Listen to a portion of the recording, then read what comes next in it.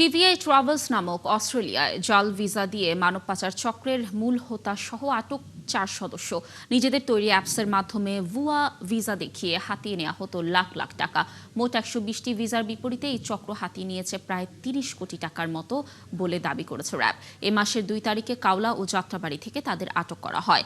আটককৃতরা হলেন টিভিআই এর চেয়ারম্যান তারিকুল ইসলাম ও তার 3 সহযোগী মাইনুদ্দিন, নওয়াজ ও হাসান। ভিসার কথা বলে 21 লক্ষ টাকা করে প্রত্যেকের কাছ থেকে তারা নেয় এবং নেয়ার 2-3 মাস পর থেকেই এই চক্রটিকে তারা করতে পারে না। অর্থাৎ কখনো তাদের অফিস থাকে মতিঝিলে, কখনো থাকে বনানীতে, কখনো গুলশানে।